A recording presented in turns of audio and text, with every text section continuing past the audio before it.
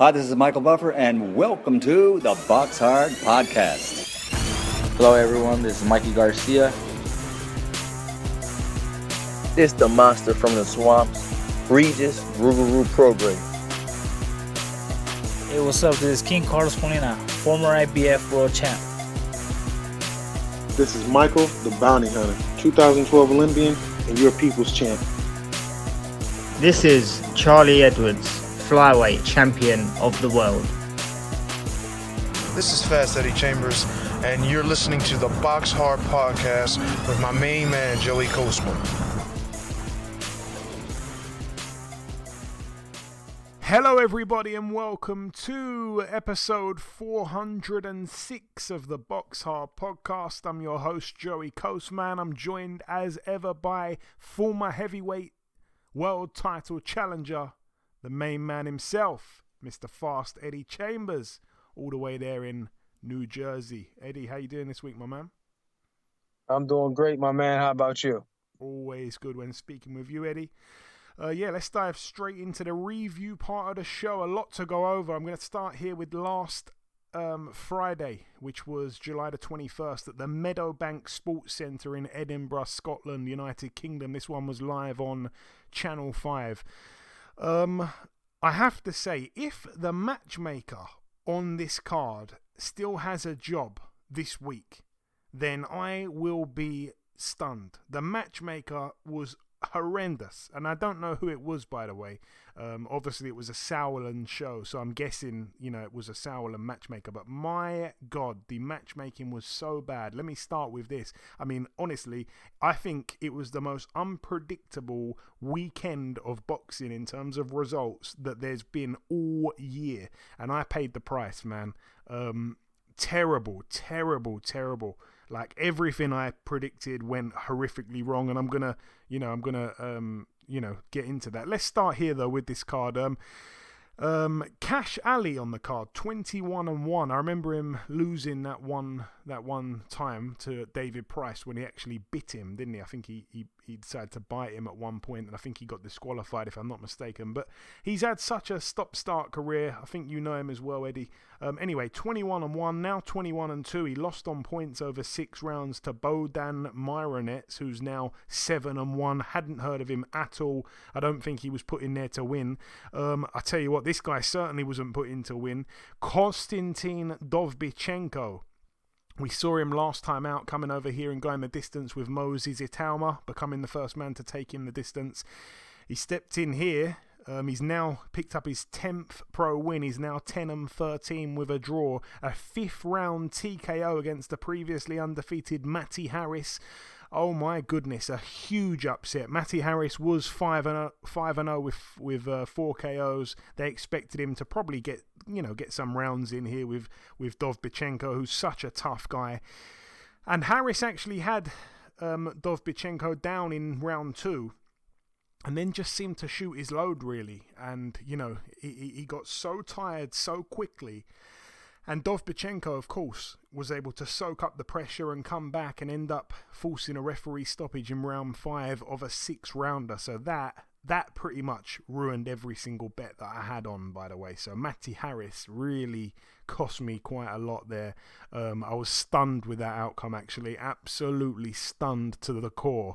And Matty Harris is a guy that obviously Kalle Sauerland has been hyping up for such a long time. Young guy, heavyweight, sparred everyone, gives everyone problems, etc., etc. We hear it a lot about different heavyweights. But yeah, he has been found out massively there, and I am, completely still stunned. Elsewhere on the card, friend of the show Harlem Eubank moved to 18-0, a TKO for him in round 7 of a scheduled 8 against Ishmael Ellis, who's now 14-7. I think it's time for Harlem Eubank to step things up. Ellis down in the 6th round and again prior to the stoppage. I didn't actually see this fight, to be totally honest with you, but happy obviously for Harlem.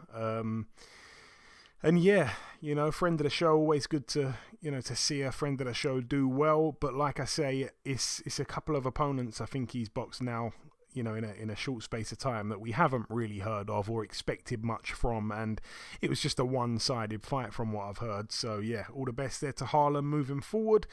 Moving up the card once again, Isaac Lowe back in action here. I believe it was supposed to be a 6-round fight, but I think they moved it to an 8-rounder at the last minute. But anyway, he didn't need 8 rounds. He's now 23-2 with 3 draws, a TKO in round 5 for Isaac Lowe against Jonathan Santana, who's now 9-6 with a draw. I expected Isaac Lowe to go the distance and probably beat him over 6 rounds on points. I don't think Isaac had knocked anyone out for about 5 years.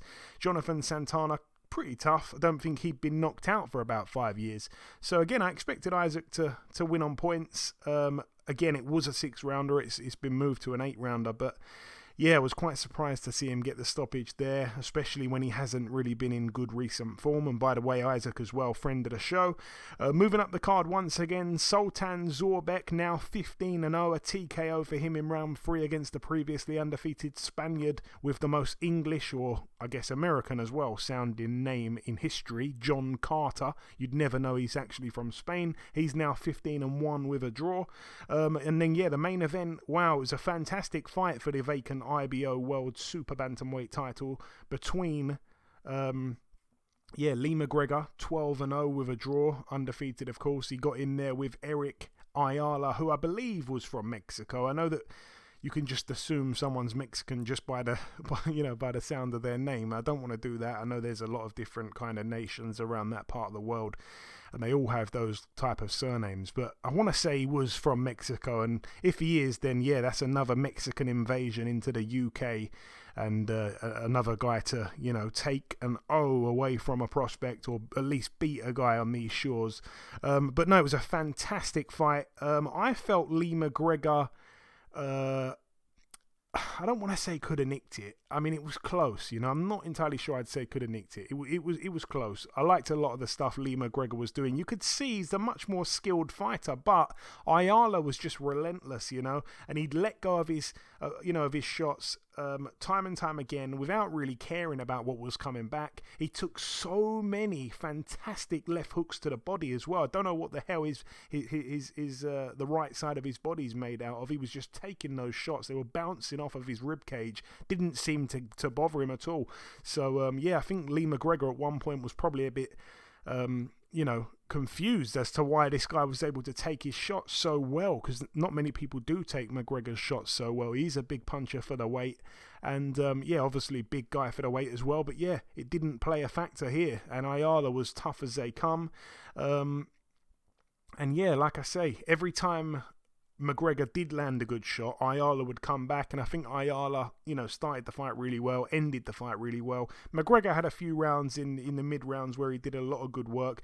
Like I say, I wasn't scoring it, but I felt it was quite close, and obviously they didn't try and sting him on the cards. So yeah, like I say there, we've mentioned I think 6 fights on that card there that took place on Friday night in Scotland, the Sauerland card, and 3 of them the home fighter lost in an upset. So yeah, like I said, I don't think that matchmaker will be flooded with too much work in the future. Moving out now though to the Dubai Studio City. In Dubai, over here, another upset. Friend of the show, Jazza Dickens, now 32-5. Again, I think this guy was about 1-12 on. It was for the IBO World Featherweight title. Good guy is Jazza Dickens. Haven't spoke to him for a few years, but, good guy. Really nice guy, actually. One of boxing's good guys. And a real character as well, by the way. But yeah, sad to see him knocked out in round 10 of a scheduled 12 there by Hector Andres Sosa, who I'm going to say again is probably a Mexican. He's now 16-2. Yeah, again, I didn't really see this fight at all. I saw Jazza, though, get absolutely flatlined with a shot there in round 10, and it was a big shot, and he was completely out. So yeah, sad to see, man. Really sad to see, especially as Jazza was in really good form. Like I said on last week's show, aside from that loss to Kid Galahad, he's been in blistering form. And I didn't know anything really about Sosa, so I expected Dickens probably to win on points. And like I say, another thing that I got horribly wrong. And I will say as well, again, I expected Isaac Lowe to win on points on the other show. Didn't happen. I expected Lee McGregor just to win the fight by any method. Didn't happen.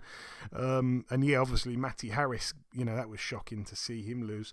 Moving on though. Moving now to the Shumash Casino in California, USA. One of the fights I didn't decide to put a wager on when I definitely should have. Sergei Bohachuk, 23-1 now. Once again, has never heard the final bell, whether it be a win or a loss. He gets a knockout in the very first round against Ghana's Patrick Alote, who's now 42-5. Again, very padded record, and he seems to lose every big fight he has. He was down and counted out there in the very first round for the WBC Continental America's Super Welterweight title. Bohachuk, always good to watch. Every punch he throws is with bad intentions, and he's not been in a dull fight just yet. Moving now to this one. It went down at the Fire Lake Arena in Shawnee, Oklahoma, USA. It was live on ESPN. Let's touch on the undercard. A knockout win for Jeremiah Milton. It was actually a corner retirement. He's now 10-0. Willie Harvey actually was the man in the other corner. Now 4-3 with 2 draws. Like I say, retired on his store at the end of round 4. Didn't come out for round 5. Good win for Jeremiah Milton. Also on the card as well, friend of the show, Troy Isley. Now 10-0. A unanimous decision over 8 rounds against Antonio Todd. Now 14-9. A huge upset once again on the card. Another one I did not see coming. It seemed like everything I bet on was cursed. Stefan Shaw now 18-2. A TKO loss in round 6 to Joseph Goodall, who's now at 10-1 with a draw. So Joseph was able to get the TKO. Heavy shot as well. I think Goodall was from Australia. I'm guessing had some kind of connection to obviously George Kambosos in the main event. I'm going to just assume.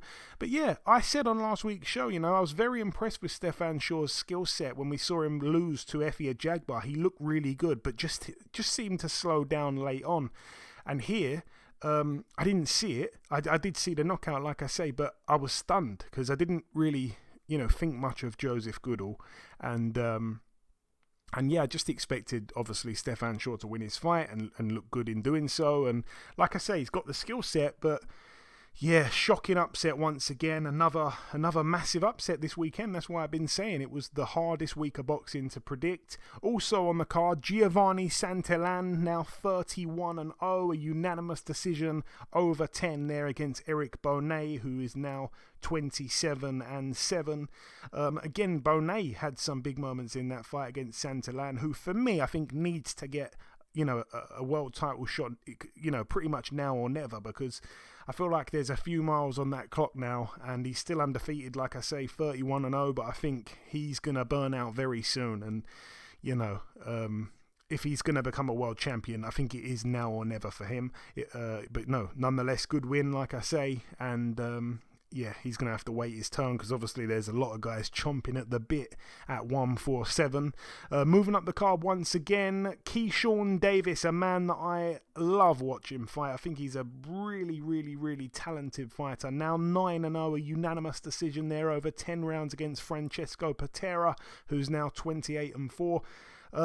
Patera down in round 8. It was for the WBC USA and the WBO Intercontinental Lightweight titles. Like I say, Keyshawn, very, very skilled guy. I think he's got a very, very bright future. I've always been, pretty high on him since he turned over. But yeah, interesting to see his fights, go quite late now. In the last 3 outings, he's gone into round 8. Against Burgos. He obviously didn't knock him out. No one has knocked him out.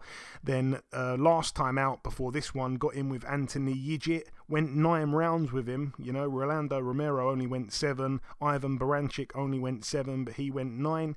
And then here gets in with Francesco Patera, who to his credit had never been stopped, and he didn't stop him either. So he's gone, like I say, in his last 3 fights into round 8, then 9, then 10. But yeah, again, I did think that the stoppage would come, and it would probably come late on.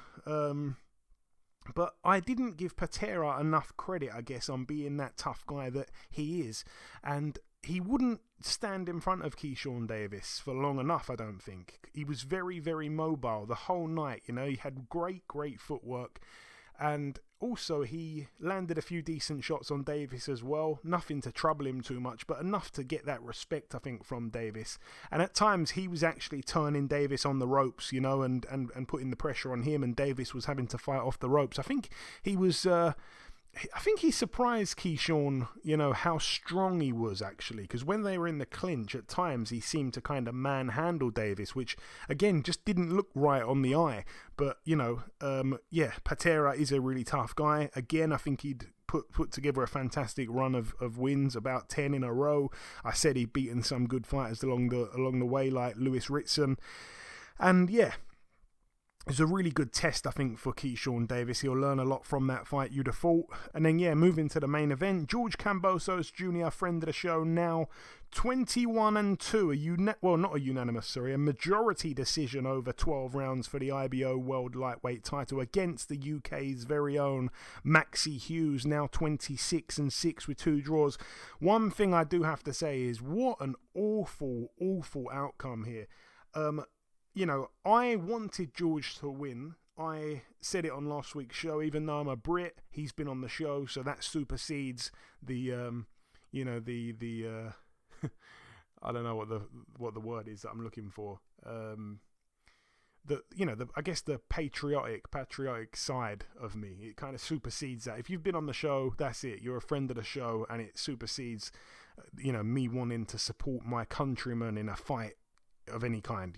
It's that's the way I kind of see things. So I wanted George Kambosos to win. I bet on George Kambosos to win, and I was very confident he'd win. Very, very confident he'd win. I thought, he took that beating against Devin Haney, but I think he would have learnt something in those fights, and he wouldn't have been able to be tagged as easy, by someone of the skill set of Maxi Hughes. No disrespect to him. I thought, he's been in there with Devin Haney. Devin Haney lit him up, let's be honest, for 24 rounds. But he's not going to let anything like that happen to him here against Maxi Hughes. He's not going to get hit as much and all the rest of it. Well, how wrong I was. Maxi Hughes, I couldn't believe it. I mean, honestly, there's been so much talk on social media over the past few days about those scorecards. There was one scorecard, 117-111 in favour of George Kambosos, which literally means that judge gave Maxi Hughes just 3 rounds. It's mad because I did see people that gave all 6 of the first 6 to Maxi Hughes, so I don't understand how on earth you can only give him 3 in a 12-round fight. I was happy that the commentary team went in on that judge as well. They said, I think it was Chris Algieri, again another friend of the show. He said that judge must have filled in that scorecard on his way to the venue. There's no way he was watching that fight. And I'm happy to hear the judge criticised. An awful scorecard, honestly, one of the very worst you'll see. And for me, Maxi Hughes won. I don't think I've seen anyone out there that actually thought George Kambosos won the fight. Outrage over Twitter, like I say. I was obviously happy that I picked up a bit of money betting on George Kambosos, but for me, I felt it wasn't fair, to be honest with you, because he definitely lost that fight. And obviously it was his first fight with Top Rank, and I don't know if that had anything to do with it, but it just reeked, man. It was just a terrible, terrible scorecard. I think you could probably give Kambosos maybe 3 rounds, maybe 4. Honestly, I don't think I'd even give him 5 rounds at all. I think I'd probably give him 3 or 4. Maxi Hughes absolutely dominated George Kambosos. And Maxi Hughes, another guy who has been on a hell of a run, and obviously it's now come to an end by a controversial decision. One judge obviously had it a draw. Even that wasn't good enough. And the other 2 judges, I honestly do not understand it. It's just so bad, man, when these things happen to fighters, especially a fighter like Maxi Hughes, who, like I say, has kind of been around the domestic scene in Britain for a long time. Doesn't have a massive fan base, doesn't have a massive following, wasn't signed to a big promoter. I don't think, I know he's obviously been on a few of Eddie Hearn's shows, but again, I don't think Eddie Hearn, I don't think he's actually under contract with Eddie Hearn, if I'm not mistaken. I don't think he is. And I don't think there's going to be much people who really care. It's going to be just forgotten about. I say this quite a lot on the podcast, but some guys are easy to rob. And Maxi Hughes is that type of guy. No one's going to care next week. And it's sad because this happens a hell of a lot in boxing. You see a guy with no popularity lose a fight and no one gives a damn the next day. It's forgotten about. So George Kambosos obviously wants to push on. He was speaking, I think, about fighting Shakur Stevenson. He's no way in the world going to give Maxi Hughes a rematch. Maxi Hughes, though, should be the winner of that fight, and I just don't know where he goes from here, unfortunately. I like it sometimes when the rankings, like the sanctioning bodies decide, you know what, I don't agree with that, so we're not going to take him out the rankings. They've done that in the past before. We need something like that, because there's just too much of this going on in boxing, and it was a flat-out robbery. Even though I wanted Kambosos to win, it was a flat-out robbery. Maxi Hughes should have a win here and should be the guy getting the big fight and the big payday next time out, but it's just not going to happen for him, and that really hurts me, and obviously hurts him, and hurts boxing in general, actually. So, yeah, I don't really want to say too much more on it. It's just going to kind of wind me up, but yeah, such an unfair situation for Maxi Hughes, and he won that fight, and I'm just so proud of him, actually, for beating Kambosos, who, at one point, I think had, the majority of the belts. I can't even remember now when he beat Teofimo. I don't think he was undisputed, was he? I think Haney might have had one of the titles or whatever it was. I can't even remember now. The WBC situation was a bit confusing, email champs and the rest of it. I can't even remember the situation. But anyways, he legitimately beat Teofimo Lopez. Haney put a whooping on him. And then Maxi Hughes, who no one would have given a chance in hell against George Kambosos after he beat Teofimo Lopez, goes in there and, for me, kind of schooled Kambosos, in all honesty, but doesn't get the decision. So heartbreak for Maxi. All the best to him, and I hope he, comes back soon and in a good fight. And he deserves all the plaudits, really, from everyone. Moving out now to the Municipal Auditorium in Nashville, Tennessee, USA. Again, another upset. Friend of the show, Tyler Tomlin, now 14-2. He was knocked out in round 6 against Abdul Sulseda, who's 11-3. It's been a rough ride for Tyler Tomlin. I think he was a good amateur, if I'm not mistaken. Turned pro. We had him on the show. Nice guy. And yeah, suffered, a shock defeat early on, and then suffers another defeat here. I don't know where his ceiling is, but it doesn't look great for him at the moment. And then, yeah, moving to the final card to mention on this part of the show, which is the review part. We're going to start here, or finish here, I should say, this Tuesday, July 25th, at the Ariake Arena in Kotoku, Tokyo, Japan. Let's start with the undercard just briefly. Robisi Ramirez with a nice knockout in round 5 against Satoshi Shimizu, who's now 11-2, but the champion, still champion, is Robisi Ramirez, 13-1. A defense here successful of his WBO World Featherweight title. Quite interesting at the weigh-in.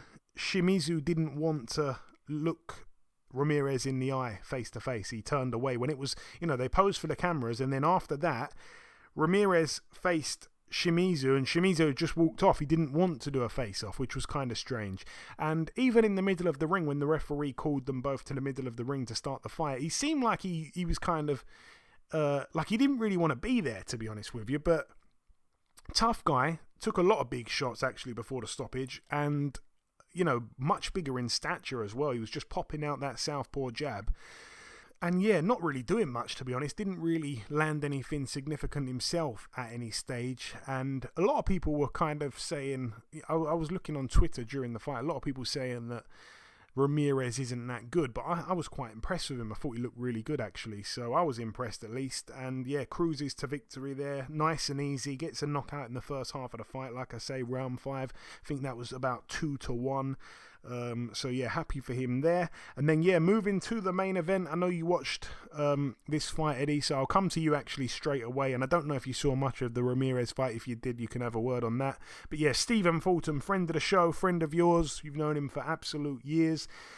Dethroned of his WBC and WBO World Super Bantamweight titles. He's lost his O as well. He's now 21-1. A TKO loss for him in round 8 against Japanese monster Mr. Naoya Inoue, now 25-0, captures another few world titles to put in the display cabinet, and of course another weight division as well. I'm not going to say my piece until after you've said yours, Eddie, but what did you make of it? He's a special fighter. I mean, that's all you can say. I mean, got to take your hat off to Scooter and Cool Boy Steph for actually, going over there. He took, it was a long way to go, you know what I mean, for a fight, especially in enemy territory. And, sometimes it's like you got to, no guts, no glory, you know what I mean? And he went out there and he did what he could, which, to be quite honest, wasn't very much, because the kid is just really special. I mean, you could just see it from round one. His jab and, not only the speed, but even the IQ and understanding. Even now, I'm going to go into something that he did. He was jabbing to the body. His stab to the body was really, really good early. And you could tell the power even from the jab. And he was literally doing it. Don't get me wrong, he jabbed to the head as well. But that jab to the body was so pronounced, so it wasn't so much exaggerated as it caught your attention. And he was doing it round after round after round after round. Even though he was jabbing to the head, you still will remember that jab to the body. So here comes the end of the fight. And once again, he goes to the jab to the body, but then the next time he does something a little different. He goes to that jab to the body and then brings the right hand right over top. And you could tell Scooter was not expecting it at that time. Already a hard puncher, already got good speed. And then all of a sudden land a shot that he didn't really see.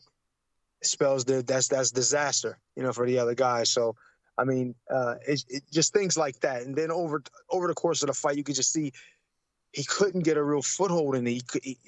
The power and speed, the IQ, everything that went into it was just so much to deal with for him. You know what I mean? Like I said, you're already in a place you're not comfortable. In a situation, even though you're the champion, you're not really comfortable. Everybody's there to see him beat you. You understand what I'm saying? And it's just, then you get into the fight and it's not going the way you expected. You're not really able to get any good shots off, really, for the first, really 6 rounds. And you just know, you could just feel it. It's like you're hoping that something comes up. I mean, I remember with Vladimir, and it was just so difficult for me to get any offense going because, to be fair, he was dirty. But at the same time, even within the rules, he was just very difficult to get to. And I seen this in a slightly different way, but as Inoue, he was just so difficult for him to get to. He couldn't get his hands off in the times that need to get him off because he just wasn't there. And even if he was there, he would come right back with a vengeance. And it was just like, I can't keep him off me. What do I do? And you could see it, even early in the fight when he got hit with something, like it kind of shook him a little bit, and he was just on his bike, trying to be defensively sound, which is great. But you got to have the offense to back it up, and he just didn't have it. And I think all of it had to do with, just how good Naoya Inoue is. He truly showed that he is really the boogeyman. He's really the monster, because he killed it today. Yeah, well put, Eddie. Such a display from Naoya Inoue. I will give my round-by-round breakdown. Round 1, I felt that Stephen Fulton was a little bit hesitant for me, a little bit too hesitant, falling short with his jabs, throwing them from way too far out, making that noise as well where he threw it like, but then also falling short. So it's like, I feel like he was kind of putting quite a bit of power on them, but they were still falling short, which obviously isn't a good thing at all. Looked a little bit too nervous. Inoue started to dominate the round in the second half of it. He was stepping up that pace, landing some powerful jabs that you mentioned, Eddie, particularly to the body. Obviously won the first round. I'm going to just save myself time and say he won every round. Round 2, Inoue again controlling that fight. Again, Fulton very hesitant to commit, looked real uncomfortable, not a good start. Inoue was starting to read Fulton like a book already.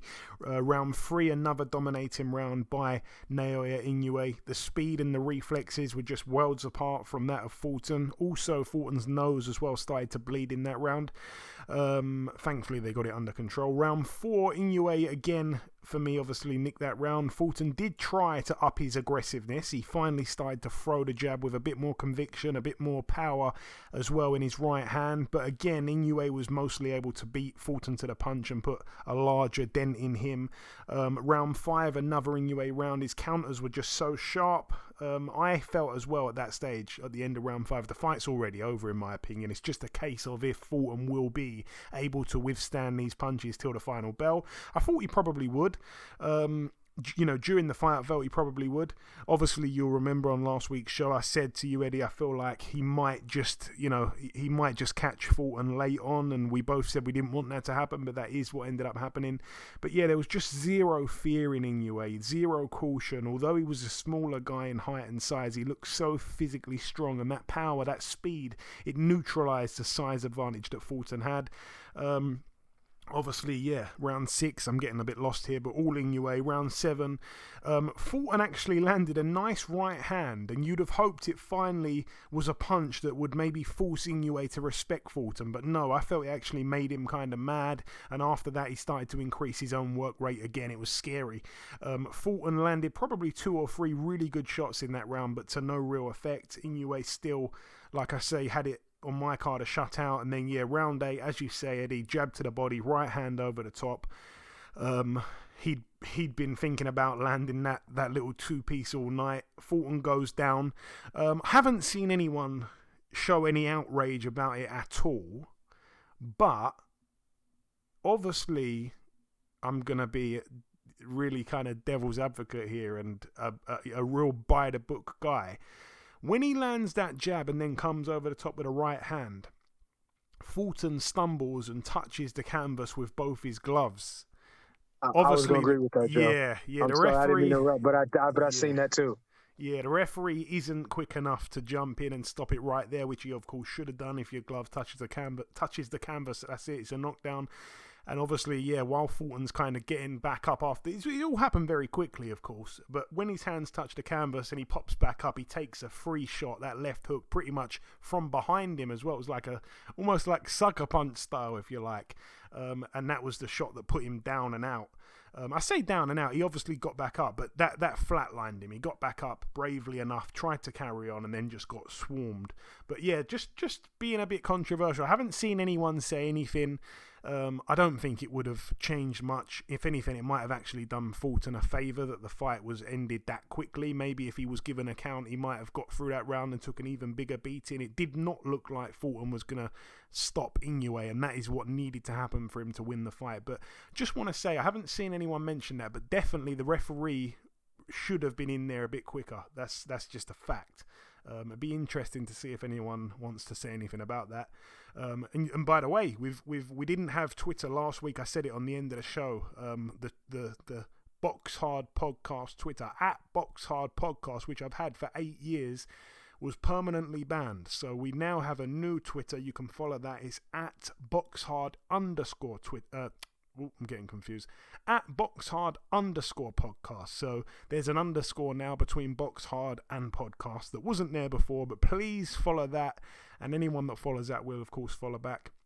If you want to come on there for a bit of a discussion and maybe comment on that little topic there. I'm interested to see what fans think that Fulton didn't obviously get a chance to recuperate at all there when he should have, really.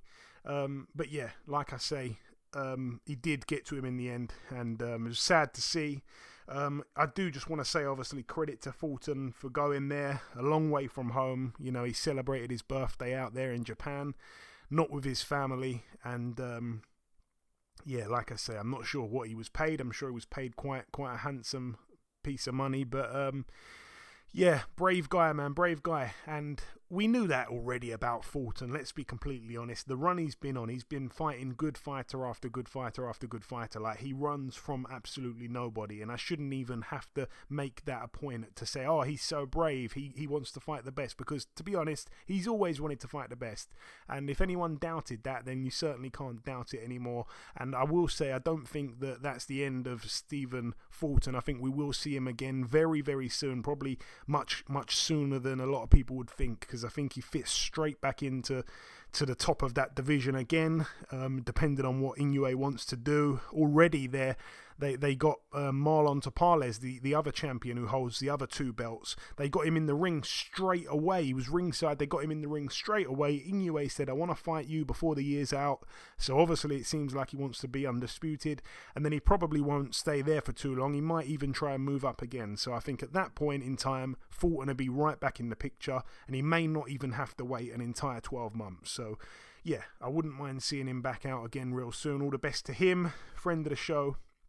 But yeah, that brings the review part to a close. It's now time to welcome this week's special guest. Ladies and gentlemen, please welcome Morecambe's featherweight contender. It is, of course, Mr. Isaac Lowe. Isaac, welcome back on the show, my man. How you doing, pal? Good to have us back on. How's it going? Yeah, good to get you back on. It's been quite a while. Yeah, it's going well. Good to be back on the phone. So we last spoke, Isaac, in February 2020, a long time ago. It was just before. It was just before the Alberto Guevara fight, which turned out to be a brilliant win for you. You won the next fight after that as well. Then obviously came the Luis Alberto Lopez fight. At that time, Isaac, no one really knew how good Lopez was. Obviously, you lost your O to him. However, is there much shame in that looking back now? Because look what he's gone on to achieve. No, definitely not. It was under the radar a little bit. It was one of them fights where it was should have took it, but when it was a final limit for the IBF, you had to take it. And obviously, with no one really knowing him, they were saying, "Oh, if you get beaten, this and that." You don't know who he is, but it's proven he's a world-class fighter, and the people who he's beat after me, it shows he's the world number one in the IBF, and that's the reason why he's the IBF world champion. And you look at the defeat, what he gave Michael Conlan, and then you look at my one, I think that only shows you grows my stock on it, do you know what I mean? Yeah, no, I agree 100%. And yeah, the Nick Ball fight I was quite surprised with. I didn't think you were at your best there, but you are now on the comeback trail. 2 wins in a row now. Let's discuss that win on the weekend. I spoke about it earlier on in the show. I was convinced you'd win that fight on points. How wrong I was. Yeah, he's a tough guy. He's never really been stopped. And he comes to fight, he comes to win. Even in the first couple of rounds, he caught me with a few shots and thought, here we go, well, I'm in for a bit of a tough night, but what I've been practicing in the gym is trying to keep more relaxed and calm. If I get tagged with a shot, don't go full steam ahead or get a red mist steam and go at it. I'm just trying to be composed more. I think I showed it in the fight. I just took my time, worked on a few things, and slowly broke them down. And I was big and strong in there. I felt really big. I felt really fit in there. And I think what we've been working on with the left hooks and up in the body, upstairs, downstairs, changing the momentum of the fight, I think it worked really good, and I think it showed. Yeah, I mean, you say there, obviously, doesn't really get stopped. He'd only been stopped just the one time. It was over 4 years ago, and again, you hadn't stopped anyone in over 4 years. I really thought it was going to go the distance, but yeah, you get the stoppage. And it's important to say as well, you did a better job on him than Hopey Price did. Yeah, listen, Opie's a world-class fighter. He's only a young lad coming through. He done a brilliant job of mastering with the boxing skill. He's a big, tall, awkward southpaw, Opie. So obviously he's only young. He's grown into the weight too. I think was that at super bantamweight or was that featherweight? I know it was one of the two. But I'm a bit more experienced. I've been at the weight longer. Do you know what I mean? So maybe that could tell the part of it, but I feel like as I said, me growing into featherweight, I've always competed, but I can easily still do super bantamweight. Do you know what I mean? So I think we're doing my nutrition right, my diet, and doing my training right. I think it showed in the fight how good I did. I wrote back the years. Yeah, you certainly did. And I wanted to ask Isaac, what's next? Obviously, you only did 5 rounds. You were probably expecting to do more than that. When do you want to be next out, and who's on the radar? I want to be out as soon as I can. I'm back in the gym already. I was from the next day of the fight. I was back home running with the Hills with the lads the day after.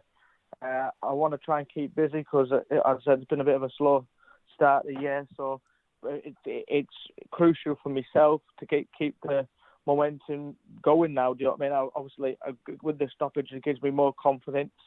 I would absolutely love the Prince Patel fight if he's actually serious and wants to fight, or If he's just going to be a keyboard warrior, I don't know. But I would love to try and make that next. So I'll just see what the Sauerlands have got up in mind. If I did stay at featherweight, I did notice Jonathan Dickens got beat for the IBO world title. So maybe if the IBO title come up against I've got his name now. That could be an opportunity. This is the European who's got the European title. We'll see who's about. Do you know what I mean? As I said, I'm open to anything. I just want some sensible fights. I'm open for anything. We'll see what the Sauerlands come back and say. Yeah, Hector Sosa was the guy that beat Jazza Dickens. It was another shock. There was a lot of upsets over the weekend, as I'm sure you know. You touched on Prince Patel, Isaac. Where did that actually start from? I've seen a lot of back and forth on Twitter, obviously, for a few months now. Yeah, it started a long time ago.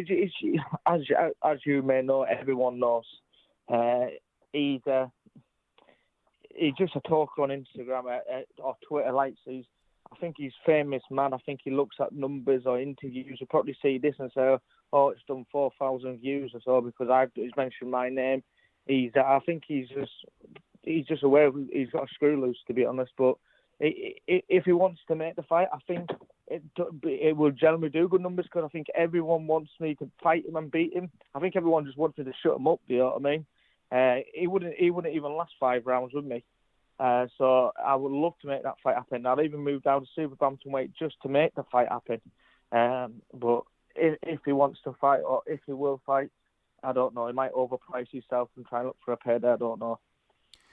And Isaac, I remember there was a time where I think you were both in London. I want to say it was London, but I think you were both in the same arena at the same time. I think you went over to confront him, but there was no footage of it, sadly. What did happen when you actually went over there? There should be footage. I think IFL got it. I walked over and I grabbed him by the neck, and I was going to absolutely murder him, but the security guards got away, and he crumbled like a little girl, and that was the sign when I know he shit it. It's so good being good on the Twitter or on writing messages or whatever, but when he got face to face, I looked in his eyes, and he definitely doesn't want it. But let's see. For the fans' point of view, or from my point of view, I think it'd be a great fight to make happen because as everyone wants to watch it, everyone wants to either see me knock him out or him knock me out, which you can never do that anyhow. But I think if we can make it happen, I'm willing to make it next. Yeah, I think it is a fight that obviously generates a lot of interest, and it'd probably do you both good. It'd be good if we do see that. I wanted to ask you as well, Isaac. Obviously, Tyson Fury being your cousin, Fury and Ngannou. A lot of people unhappy with the fact that he's fighting, an MMA fighter. I'm sure you can understand that point of view, but how do you feel about it, Isaac? I think it's a brilliant move. There's no one out there for him to fight. He's tried to make the AJ fight twice, and twice AJ's pulled out. The Usyk fight was near enough done. And then Usyk pulled out because he got told he was getting 60-odd million to fight in Saudi, fights the Saudis. And obviously, it's not going to happen. The Saudis never had the money to back up. And I think now that they made it a lot harder to make it work. And with him joining the Saudis, he thought he could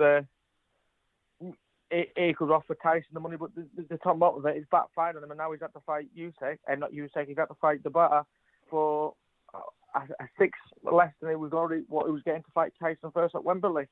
But listen, as a boxing fan, of course, I want to see them fight Usyk and I'll fight Joshua. Will they happen? I think they definitely will. I think Tyson will get this fight out of the way next October, and then you never know, you could see it in December. Tyson definitely wants it. So if they definitely want it, it would definitely be made. Yeah, we hope we will see it, but I can understand from a commercial point of view why this Ngannou fight is happening.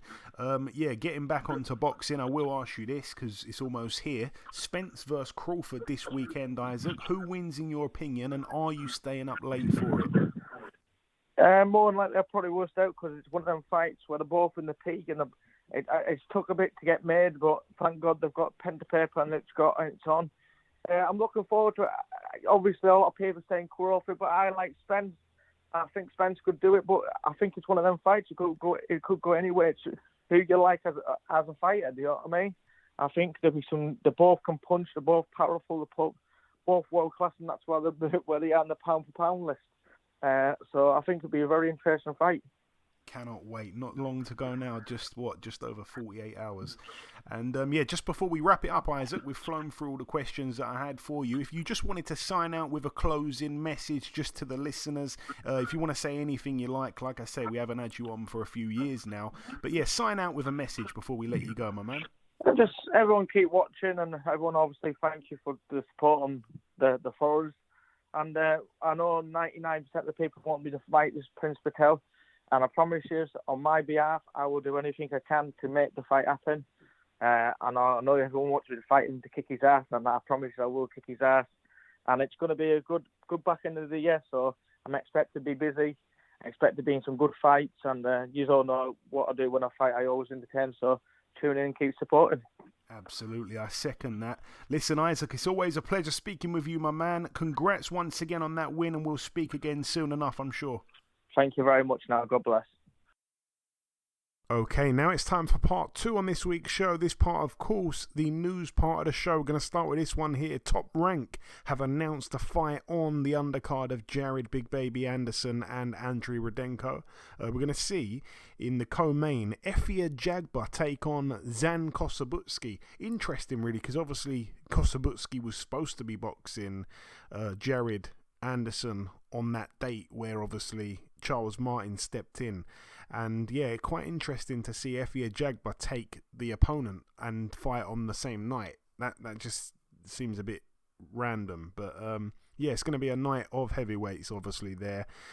Also on the card, we're going to see Bakodir Jalalov get in with Honoriode Ewaremi, who I do not know who that is, but another heavyweight. So yeah, it's going to be some heavy hitters there. August the 26th, again at the Hard Rock Hotel and Casino in Tulsa, live on ESPN. In other news, just one other fight to mention.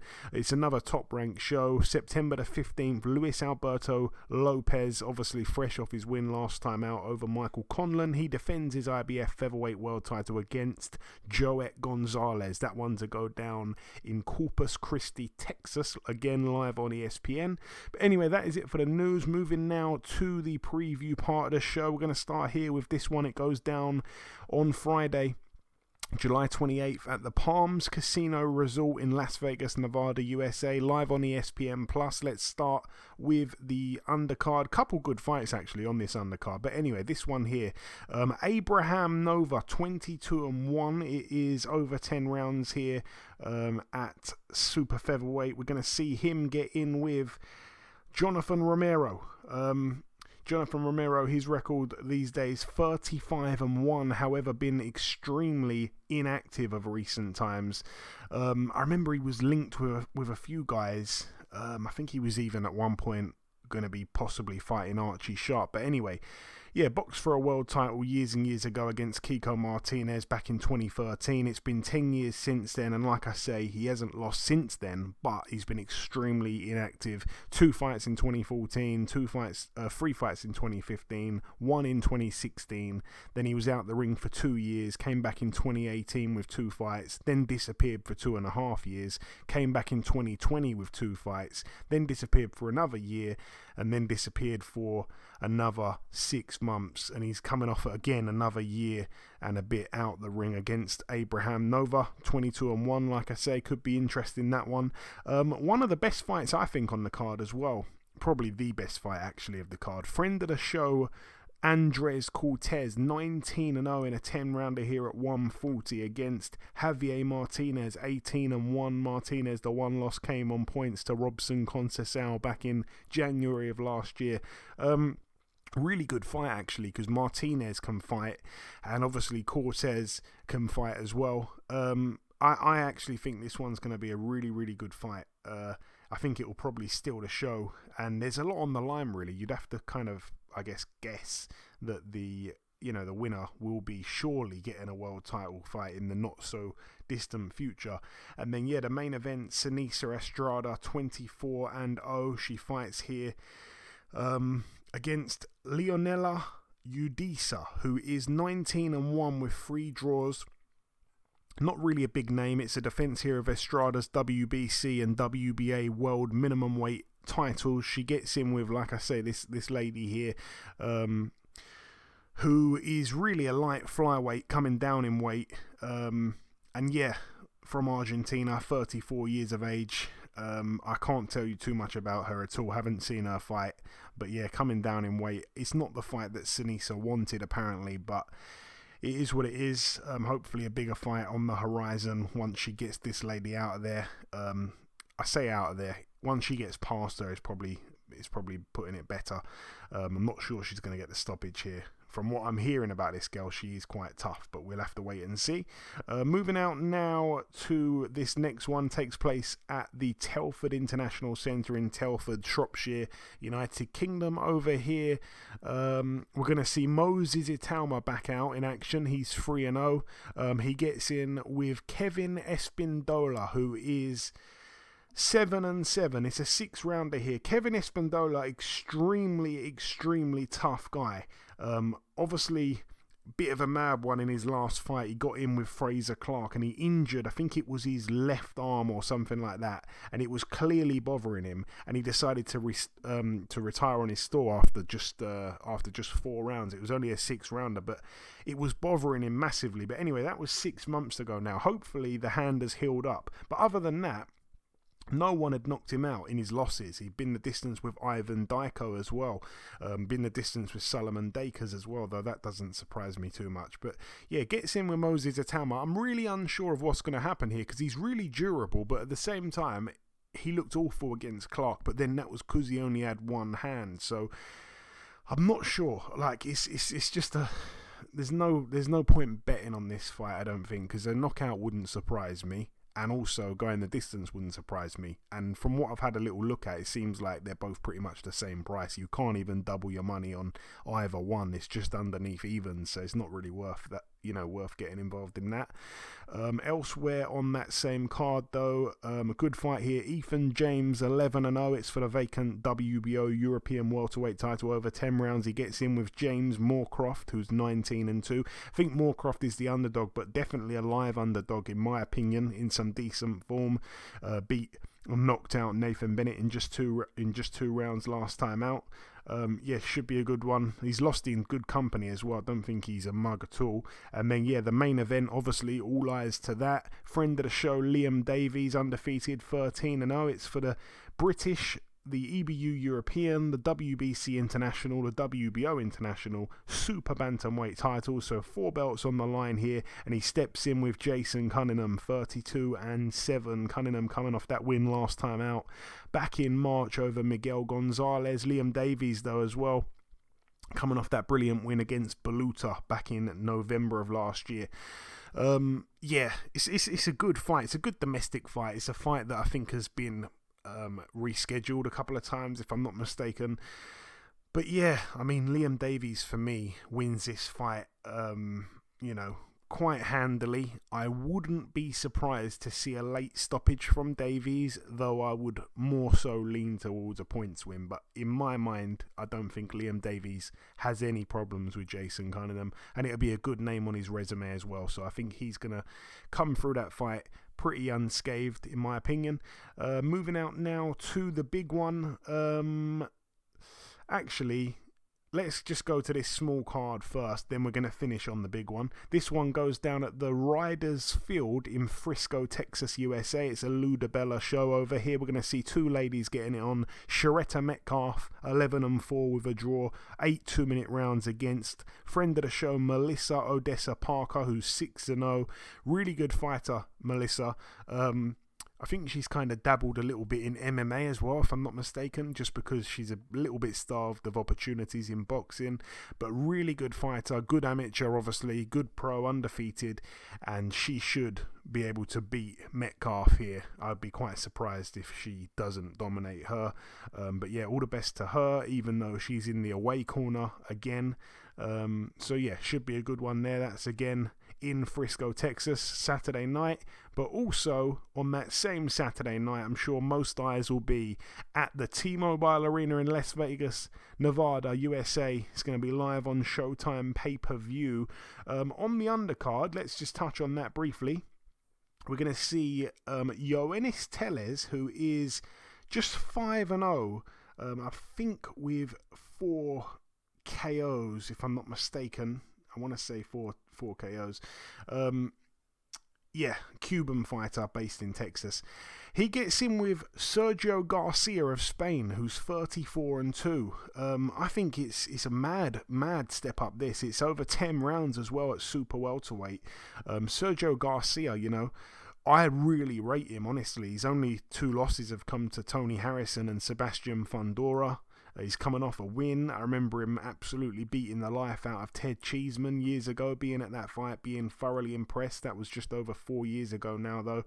I think he's a really good fighter. Really, really good fighter. And for anyone to fight him in just their 6th pro fight, it's I'd say definitely going to go the distance. Garcia's not much of a puncher, but he's extremely tough, never been stopped by both of those guys, Harrison and Fundora. So it's a really, really stern test for just your 6th fight, and I think he's a live dog there, Garcia. I'm going to assume he's the underdog. No belt on the line, 10 rounds.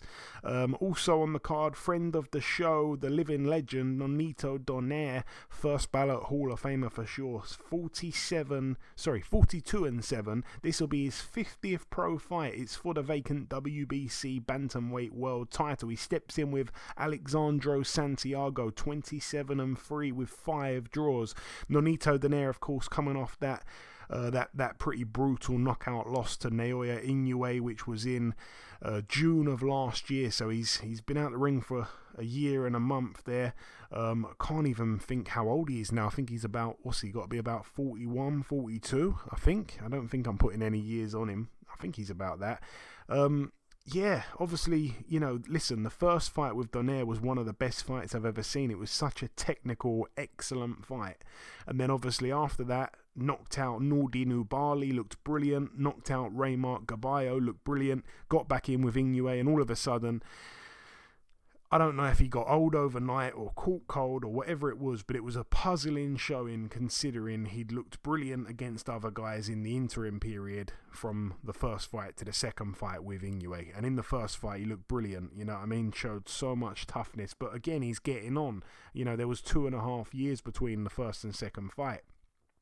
And we haven't seen him since, and he's coming off a year out of the ring, and I'm just worried, and I hope I'm wrong, but I'm worried that Father Time may have caught up with him. I think we're going to see on Saturday night for sure, and he gets in with a capable fighter. Alexandro Santiago, like I say, 27-3, 5 draws, never been stopped in his 3 losses, and again, they've been in decent company. Lost to Gary Antonio Russell, that was back in 2021, November. Since then, he's coming off 3 wins in a row, beat David Carmona as well in there. Antonio Nieves as well, Juan Marquez as well. He's not a bad fighter. Got a draw a few years back with another Filipino fighter, Jerwin Ancajas. That one was back in 2018 for the IBF Super Flyweight World title. So, yeah, he's moved up in weight, obviously, slowly over the years. And, finds himself in with Nonito Donaire. I just think it's I'll be quite surprised if Nonito Donaire just walks through him, because he's a tough guy, like I say. But yeah, I don't know. I don't know what to expect. I don't know. I've got a feeling it's not going to go the distance, but I hope that Donaire still has enough to win this fight. It would be great for him to win another world title in his 50th pro fight. Honestly, the guy is an absolute legend and a fantastic fighter. Brilliant to have had him on the show as many times as we've had him on. Elsewhere on the card as well, we're going to see Isaac Pitbull Cruz, 24-2 with a draw. He gets in with Giovanni Cabrera, who's 21-0. Cabrera, last time out beat Gabe Flores. I remember watching that fight, actually. That was on the undercard of Joet Gonzalez and Isaac Dogbe. I remember watching that fight. I was quite impressed with him, actually, but like I say, gets in with Isaac Cruz, who a lot of people feel is a little bit overrated, like what's his best win kind of thing. There's mixed kind of reviews, I guess, when it comes to Isaac Pitbull Cruz, but fun fighter for sure. Obviously lost to Gervonta Davis back in 2021, but since then has come back with 2 good wins, 2 knockout wins, Yuriorkis Gamboa and Eduardo Ramirez. So he's in some decent form, and yeah, always fantastic to see Pitbull Cruz. And then let's just move to that main event. That's I'm sure what all the listeners want us to get to. Let's go there. Errol Spence Jr. 28-0. Terence Crawford 39-0, 12 rounds at welterweight, undisputed titles on the line, the IBF, the WBA, the WBC, the WBO. I feel like there's so much to say on this fight, Eddie, and we're probably going to just take it piece by piece a little bit here, rather than me say my bit, you say your bit. Keeping it short, do you think that we will see or hear the final bell here? Both guys, of course, can bang. Spence usually dispatches of, his opponents, most of the time. And Terence Crawford has got that 100% knockout streak going at welterweight. But will we see a knockout here in your heart of hearts? How do you see it going in terms of a knockout or the distance? I think, to be quite honest, I think we're probably going to see a distance fight, but it wouldn't surprise me to see it in late. This fight can go so many ways, and I know it's hard.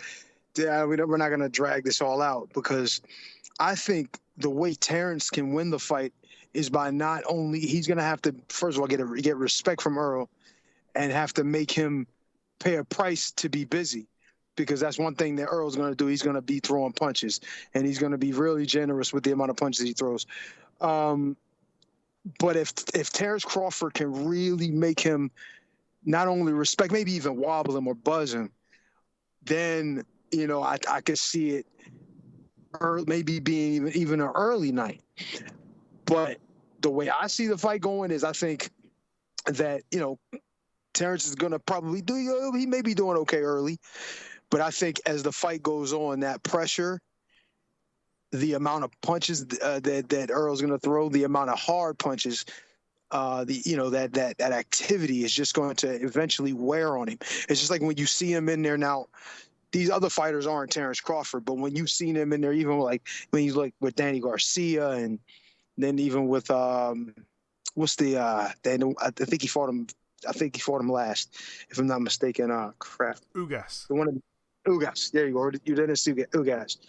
Great fighters. These are good fighters, really good fighters. And eventually, even with Kell Brook a while back, just at first doing really well, landing good shots, you know what I mean? But Earl's just determined, and his pressure, and, he's just going to be there, and he's going to throw punches, and it's going to last.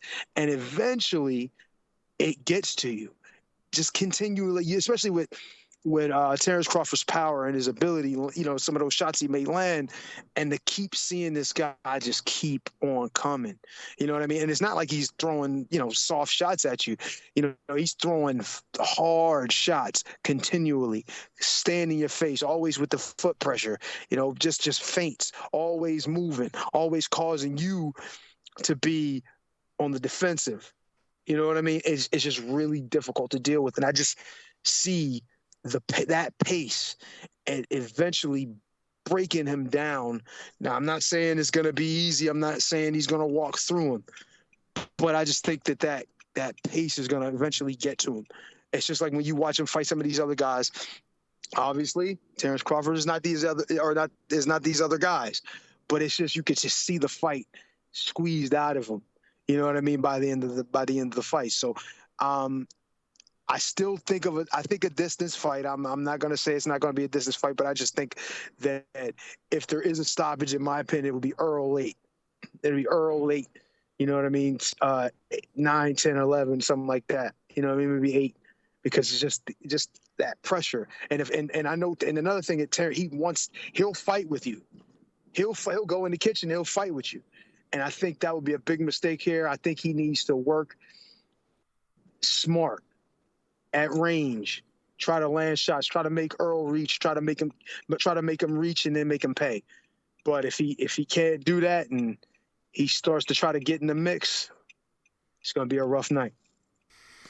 It's interesting, man, because, again, there's so many ways this fight can go, and this is a fight that, lots of us have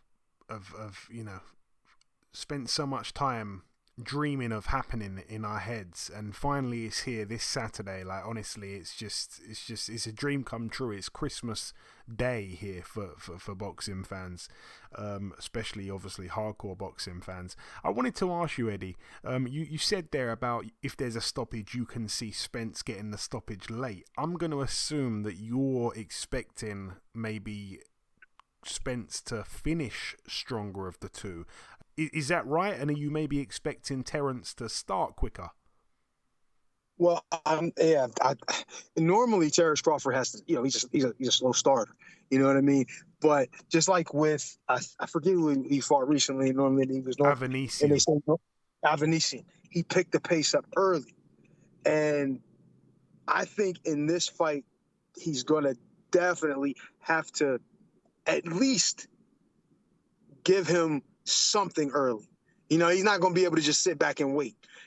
Because even worse than mixing it up with him is to give him that momentum to keep being active and putting his hands on him comfortably in the first few rounds. Because it's like when you watched him fight Mikey Garcia, and Mikey Garcia just didn't have any answers. But it was like at first, he tried to get in there, he tried to have a look or whatever and wait, and Earl just got on the case right away, letting his hands go. And that's what he does. And eventually you'll just be sitting there watching. You know what I mean? Because it's like you want to protect yourself. You want to keep yourself out of harm's way. You don't want to get caught with anything stupid. So, you got this guy throwing all these hard shots at you you're going to kind of sit on your hands a little bit while he's doing it, or at least keep your defense tight and look for an opening. The problem is he's not going to stop. You know what I'm saying? And if Terence has one of those starting slow kind of thing, like I said, he's going to have to hurt him in order to get his foot in there.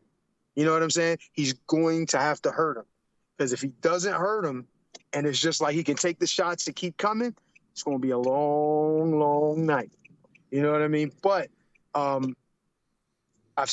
we've seen Terence Crawford, like even with Terence was in that fight with Sean Porter, he kind of was a little, slow to start, and even in the middle rounds he was having trouble because Sean Porter's a tough guy. I mean, he's a difficult style to fight for anyone. You know what I mean? And I guess it wasn't until somebody gave him they said that Sean Porter was up, and then he picked it up to close the fight out. But with this fight, it's going to be totally different. He's going to have to find a good pace early. And even with that good pace, he still can't be exchanging and trying to make the fight a Earl Spence kind of fight. Like, you know what I mean? Like, even like, if I can't remember 100% what went on so much with Kell Brook. Early on, he was having success, catching with good shots. But then as the fight wore on, Earl got closer and closer and closer, and then the punches start picking up, and then that's when it all went downhill. This can't mirror that. He's going to have to hurt him. I mean, like, really hurt him. Like, keep him on the back foot, make him respect that you can't just come in here and you're going to have to sit and watch me throw punches at times. And I honestly, and I'm not trying to I'm not like an Earl Spence fanboy or none of that crap. It's just the way I see it. You know what I mean? It's how I see the fight playing out. It's just like one of those things where he's going to have to eventually do something dramatic in order to control. Well, let's just say to have the damage control in order. Because if he doesn't, he's going to be sitting there taking punches, trying to figure out when to throw a counter shot and all that shit, and he's going to be behind. And he's just going to be behind, and then eventually he's going to have to get desperate, and then that's when he's going to end up fighting Earl Spence's fight, and then I just don't see him being able to keep up with that pace. You understand what I'm saying? I think that's what's going to make it really, really tough for him. So he's going to, in my opinion, if Terence can't hurt him and get that kind of respect, it's going to be a hell of a tough night for him. Trust me. Yeah, I really try my best not to think back to the, to the Kell Brook fight. Obviously, I always felt that after Kell boxed Golovkin, almost lost his sight in one eye, and obviously come down from middleweight back down, crashed away. I didn't ever really enjoy giving Spence too much credit for that victory, because it just never sat right with me. And obviously the version of Kell that Terence Crawford wiped out was also not the same. Yeah, it was even less, a complete shell of his former self. Well, the reason I say it is because Kell had success early, in the fight and was doing well at times. So it may not have been the best version, but he still got results. It's just that he got damaged again. And, once again, like I said, second half of the fight, Earl started picking it up even more. And it's just like, I'm just thinking of a guy who's a good boxer, good counter puncher, good puncher in general, and just somebody that can give you trouble. But I just think with a guy like Earl Spence, I have rarely seen this dude take a backward step. You know what I'm saying? He's offensive, but at the same time, he's defensively responsible at times. I don't like his brand of defense and how he does it necessarily, but that's just me. But he still gets the job done. And a lot of times his offense is his defense. I mean, he's throwing so many heavy shots at you, keeping you on the, it's like, damn, give him an opportunity to throw a punch. And that's just what I'm seeing. And if he's able to get into that vintage Earl Spence mode, it's going to be a hell of a hard fight for Terence Crawford to get into it. But if he can hurt him and maybe drop him or get some, getting them legs to be a little bit wobbly, might be singing a different song. But it's just the way I see it. And he's a tough guy. And he's not a bad boxer. He's really good at a lot of things. He may not be the greatest boxer. He may not be the greatest defensive fighter. But his motor, his work rate, his belief in himself, his energy, it's hard to ignore, man. It's going to be a hard fight if he can't get this dude on his heels. Yeah, again, thoroughly looking forward to it. I have a feeling, I do agree, I feel like Terence does need to kind of start fast, I think really both men need to start fast here. I think the early rounds are going to be super important. I think though that Terence, I would much, I don't know, sometimes words just jump out and they don't really make much sense, but I was going to say I would much favour Terence when it comes down to being the smarter fighter. I feel like early on Terence will be doing just enough to pinch rounds, just enough, but intentionally fighting like that. I don't think he's going to try to completely come out and dominate rounds. I feel like he's going to want to do just enough, but also save something for late on. And I mean, I've said it from the get-go. I've always favoured Terence Crawford to win this fight. Not once have I changed and felt that Spence would win. I've always thought Terence would win this fight. So I am going with Terence. That's going to be my pick. I think potentially on points, though. Again, people are already saying that the scorecards could be cooked a bit here because it's going to be like a PBC show, obviously. That's my only concern. I hope there's no controversy. I think it's going to be probably a good enough fight anyway where we're going to want to see it again. I don't think we need controversy added to that, where we have to see it again to see a fair decision and stuff. Hopefully the right man gets the verdict if we do see it go to points, but I think Terence will outpoint him just based off of his ring IQ and how smart he is. I think there's going to be a lot of switching of stances and stuff like that. I think he's got more in his arsenal than Spence has. That's just me, but I do know that Spence, of course, has that insane work rate. Obviously, the size again is going to probably play a factor, and yeah, he can certainly punch as well. One thing that a lot of people do like to bring up is that, that fight they both had. Obviously, forget about Kell Brook. Again, they both boxed him at completely different stages. But the fight with Sean Porter, a lot of people I've seen online recently like to remind us that Sean Porter was well in that fight with Terence Crawford, you know. Terence did stop him, which was obviously a bit of a statement, but obviously it ended a bit kind of strange. He probably could have carried on. I don't think he needed to retire in the ring right after that either. But, you know, Terence did get the stoppage on paper, and Terence did have some issues with him. Of course he did. But let's not forget about issues here and there. Let's not forget that a lot of people felt Sean Porter did enough to beat Spence over 12 rounds. And that's something that a lot of people don't seem to want to remember for some reason. I haven't forgotten it.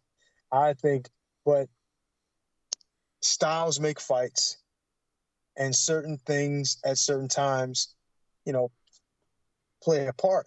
I just think Sean Porter's style works better.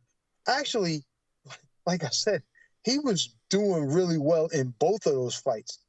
I just think that Terence Crawford has that little extra bit in explosive power, you know, one punch power. You know what I mean? More so maybe than Spence does. I think Spence is more so an accumulative kind of guy. So, and don't get me wrong, he caught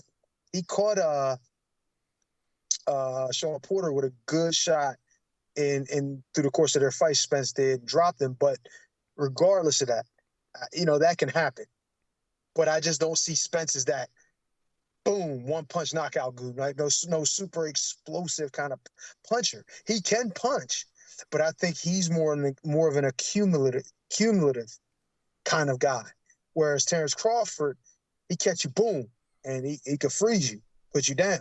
And I think that was the difference with him in their respective fights with Sean Porter. But make no mistake, Sean Porter was in both of those fights. It was just a different kind of feel. If Earl had the same kind of explosive power, that might have been ended in a knockout as well around that same time that he got dropped. You know what I mean? So it's how you mesh with a fighter. You know what I mean? I just think that Earl and Sean Porter are made for each other. It's excitement with that. Not saying that it wasn't exciting with Terence Crawford, but that kind of fight, these guys pounded on each other. Neither one of them are super huge punchers, but they can get your respect. And I think that's why in that kind of fight with those two guys, and they're both in your face. Sean Porter's a different kind of guy. He's in your face in a different way. Like, he coming in head first, you know, elbows, pushing. He's a roughhouse guy. So it's going to be difficult with Sean, especially where Earl's trying to throw a lot of punches, trying to get his hands off a lot. That kind of fight with them two is going to be really hotly contested. Whereas he'll have similar success in a way with Terence, but Terence got that explosive power and at range understands how to land certain shots, different angles. He could be in there southpaw, orthodox. So he does have a couple different wrinkles, and I think Sean Porter ran into a couple shots with Terence Crawford that he set traps in. So that's where there's a little difference, because Terence Crawford had a little bit of extra with his explosive power, which is, I think, was really the difference. Probably a little quicker, you know what I mean, there, Earl. But it's just that he has to catch you. You know what I'm saying? And he's not a super overly busy guy like Earl. Like, Earl will wear you down, kind of thing. But with Sean Porter, that plays into his hands, because Sean Porter's looking to wear you down. So you see how those two fights work. You know what I mean? He had success in both, Sean Porter did, but more so with Earl because of their styles. Now you put Terence and Earl together, completely different fights. So it's like, so when you say one fighter fought both, like you say they both fought Sean Porter, that's great. And really, the outcome doesn't matter of both those fights. Shit, Earl could have lost to Sean Porter, and I still would say this fight is going to be different. And I still would still favor Earl Spence. It's because of how the styles match up in my mind. Doesn't mean that I'm going to be right, but I just see it differently. You understand what I'm saying? I think Sean Porter, it just works a little bit better with Earl than he did with Terence. And I explain why, because of that explosive power and, you know, him trying to, you know, jump in, lunge in, he got caught coming in. And that's the difference.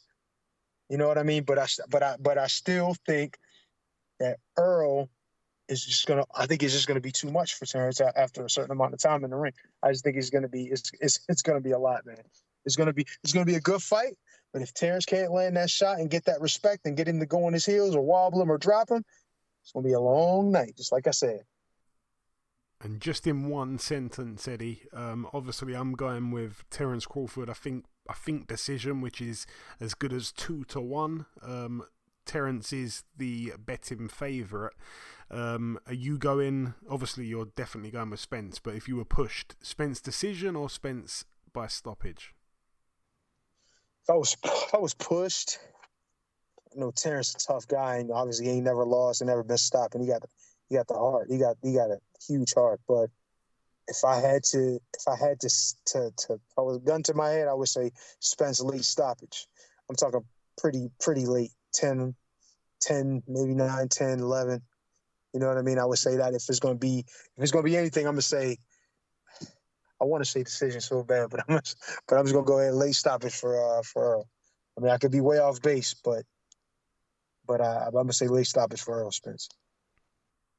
Wow. Well, there we go. That's a big statement. Errol Spence late stoppage. Rounds 9 to 12. You get 12-1, and just the knockout itself 6-1 at any point. So that's interesting. But anyway, that brings the preview part to a close. In part 1, we did the review part. Then we welcomed our special guest. In part 2, we did the news. We've just wrapped up the preview part of the show. Oh boy, it was fun talking about Errol Spence and Terence Crawford and Errol Spence. What a fight it's going to be on Saturday night. The final thing for me to do, though, in this part is to come in with the outro, which I'll do in just a few seconds. Okay, and this wraps up episode 406 of the BoxHard Podcast. I've been your host, Joey Coastman. Eddie Chambers has been with me for the duration of the show. A huge shout out to this week's special guest, the Morecambe Featherweight contender, Mr. Isaac Lowe. The biggest thanks of all, though, goes out to you, the listeners. Thanks once again for tuning in. There has been one piece of news break whilst we've been recording the show. Actually, two pieces of news. We're going to start with this one here. The undercard has been announced, or most of it at least has been announced, for the Liam Smith Chris Eubank Jr. 2 card. The date for that, once again, to remind you, is September the 2nd at the Manchester Arena. We're going to see friend of the show Dave Allen stepping in with Fraser Clark. We're going to see Florian Marcoux stepping in with Dylan Moran. We're going to see a really good domestic fight here between Mark Heffron and Jack Cullen. And we're also going to see a ring return for Ben Whittaker.